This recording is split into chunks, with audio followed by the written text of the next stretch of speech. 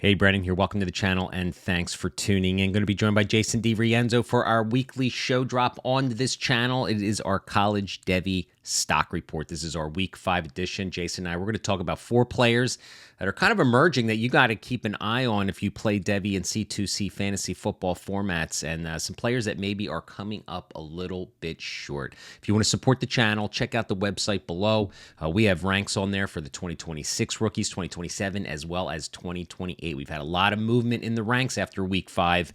So if you play Dynasty fantasy football and you're looking for a product out there that'll give you ranks for the future rookie classes, hit me up and check out the website below. Hit that subscribe button. Help me grow the channel. Let's not waste any more time. Let's get to this week's Devy and College Football Stock Report.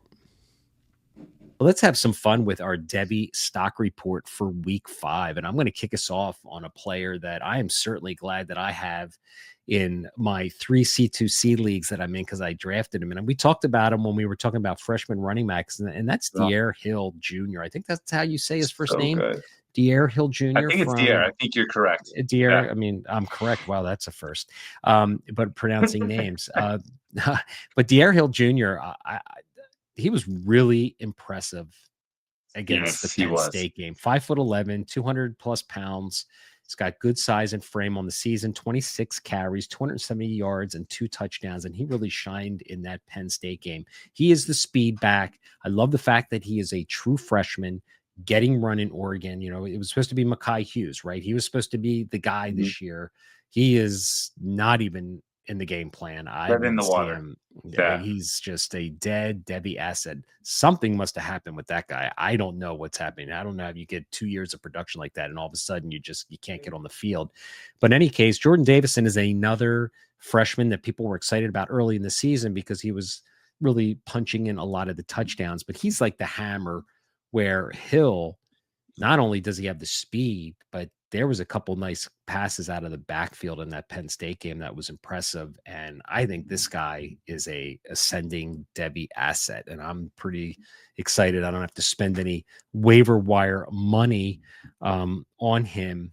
But Oregon is a great program to be starting out as a freshman. And I think Davison and Hill are the future of Oregon's backfield for the next 3 years. I cannot disagree. He looked phenomenal. He's got a hammer to him as well when he's running between the tackles. You know, I think Mekhi Hughes died so Dier Hill could live. It's just, I mean, we wouldn't be able to see him if Hughes was there. So it's good to see that talent rise so quickly. And I'm going to go over to the quarterback position, man, and I think it's about time that we have a Ty Simpson discussion. I mean, this kid, for what he's doing this season, 11 touchdowns, 0 interceptions. I mean, he is just so poised in the pocket. He understands the game plan completely. He's throwing a beautiful anticipation, leading his receivers open. The touch on the ball is phenomenal. I mean, I think for what he is doing, he's got to be moving up as far as Devy rankings go. I mean, this is his first year. I can't imagine he would think about coming out into the NFL draft unless he just does so well that he just, this is it for him. But the development, everything you would look for in a ascending quarterback, Ty Simpson has it. So he deserves to be in this discussion for sure. I'm glad you brought him up because if you remember the last couple of podcasts, I've been mentioning him as the quarterback that nobody's been talking about. I mean, really before the college football season started, I didn't talk. There was no discussion about Ty Simpson at all being like any excitement about it. Right. So I love the call. I mean, he is doing very well and he is absolutely a 2027 prospect. There's no NFL franchises that's going to take this kid with 1 year of experience. But I agree with you. I mean, right now I'm looking at my ranks on the big boards and I've got him at quarterback 13 overall. So, makes sense. Yeah, he's an ascending player for sure. I'm going to stay in the quarterback room for my second stock up player, and I'm going to go with your golden domer, man. CJ Carr, 6'3", 210-pound quarterback against Arkansas this past week. I mean, I know Arkansas isn't great. They won. It was a kind of a blowout. But on the season, he's got 104 completions, 1,000 yards, 9 TDs, and he's got 2 interceptions on the season. But I don't know. He looked poised. He's a freshman. and I have no shares of CJ Carr. I can only assume as the Golden Domer that you have a couple shares. I have one share. I have one share. One Yeah, share. Okay. and it's a Notre Dame quarterback, and I hate to say it like that, Yeah. but a lot of it has always been the run game with them, and I also wonder, like, I'm sure Price and Love are helping CJ Carr not having to worry about so much pressure when defenses have to really Mhm. focus on that run game so much. But for what he's doing, I agree with you, man. He has been playing phenomenal. Do you think he's like a buy low candidate in Debbie and C2C formats? I'm not sure if he's buy low anymore for what he's been doing over the last Mhm. couple weeks, but I don't think he's in the top tier caliber of, those brand names. So yeah, maybe he is a buy low. I can see that for Yeah, sure. so but he's gotta be a Yeah. stock up because he's playing really well as a freshman, Oh, and, absolutely. Absolutely. As a freshman, it's you gotta unbelievable. give him some props. So who's your second stock up player? Yeah. Yeah, my second stock up player is Deuce Robinson, the wide receiver for FSU. Again, coming over from USC and being a converted tight end, former 5-star, he moves really well for his size, and I love what he's been doing for this FSU offense. That even again against Virginia last weekend, they really were struggling trying to figure things out, and he was constantly being available for Tommy Castellanos. I like that he could fit the mold easily going into the NFL as at least being a big possession red zone threat, being a Mhm. touchdown guy. That to me, I'm good with that as the development continues within the route running feature. But definitely for what he's doing, being a primary weapon, he's moving up for sure. Yeah, big high school recruit, finally kind of emerging right now with his new opportunity. Like that Yeah. call a lot. All right, so there's 4 players that we're excited about in Debbie that we believe are, assets, whether you want to go acquire them, but the values should still continue to go up based on their projection and their production early this season. So let's talk about some guys that might be falling off the radar a little bit. A player that I was kind of touting up early on in the season and preseason was Austin Simmons, Ole Miss quarterback, and he lost his jobs to Trinidad Chambliss. So he was kind of nicked up, didn't get back on the field this past week when he had the opportunity. And sometimes you lose your job because you get somebody else to take over and they're having a hard time taking that player off the field. And Simmons had 4 interceptions before he got hurt in the first few weeks of the season, and you can't turn the ball over. And Chambliss offers something, even though Austin Simmons, I believe, was a good, runner with the football. Chambliss over, his playing his last few games, 266 yards rushing with 2 touchdowns.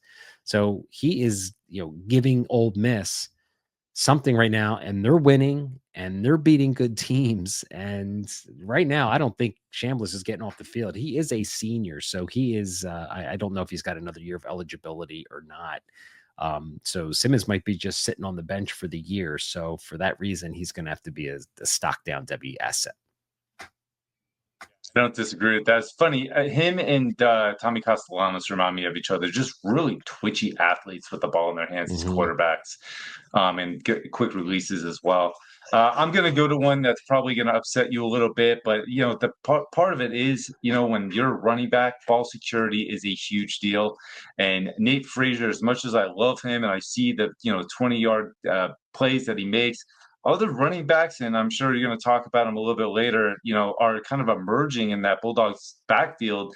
Nate Frazier's coughed the ball up twice this year in big time spots, and ball security, he's got to do better. And when I looked at his running style, he doesn't run with the ball high and tight to his shoulders. He holds it out and a little bit too low, and that is just not a good habit to be in. The athleticism is there. We see the functionality within the strength, but ball security, I'm a little concerned about. So Nate Frazier's kind of like on alert as far as being a stock down. Well, thank you for not, giving away my deep dive player I of the got you. week. So I got you. I knew you had my back, friend. So yeah, I mean, listen, if you're gonna be in the turnover game, you're not going to stay on the field, right? You Right. can't cough the ball up. So another opportunity for someone could take advantage of. So my second stock down It's player true. is I'm going to the tight end room. As much as people probably don't care about the tight ends, Lincoln Cure is a player that was drafted in my 3 C2C leagues in the second round. And this guy, Kansas State, was the number one tight end coming out into the country, out of the high school. He has one catch on the season. Did a lot of research. He doesn't seem to be injured from what I can tell. But for a guy who was Mm, the top tight end recruit, a second round pick in C2C supplemental drafts, it we was. got that wide receiver, that year 1-0 theory from campus to Canton, which is, really, really good information. This guy doesn't seem like he's going to meet the thresholds, and just continues to add to the, you know, disappointment of the tight end room for the next few years. So Lincoln Cure is my second Debbie stock down player. Yeah, he got taken really high in some of those C2Cs, so I'm sure there's Mhm. a couple people that are upset about this one. I'm going to go with James Peoples, the running back out of Ohio State, which before the season started, we heard that he was going to be the RB1 for this team, and looks like Bo Jackson has easily taken that spot over with what he's done the last couple of weeks. So James Peoples, he doesn't look as explosive when I'm watching him, and it could just be that he just needs a little bit more development, understanding, just his run style in general and this offense, the scheme. But for right now, for just under 140 yards total on the season, rushing in 4 games, we expected a lot more from him, and that is not happening. So he is definitely a stock down. Yeah, I mean, it's a good call. I mean, I guess he's just not physical enough to play, because I think he has the twitchiness when you watched him last year in mop up duty. Of course, when Henderson and Judkins were off the field, he was kind of flashing, probably against second tier defenders Yeah. and stuff like that. Um, but yeah, I mean, for CJ Donaldson to come in and really take the lead role, I think the first 2 weeks kind of Especially in made it that first clear. game. Yeah. Yeah, the first game, Right. I mean, it was early on that I was like, the red flag goes up. So another running back hits the dust, so to speak. So there's our 4 stock down Debbie players. And that's the fun of this game, right? I mean, this is where, trying to project these Debbie players is really hard. I mean, it really is. Guys flash on tape, and then sometimes they just don't pan out.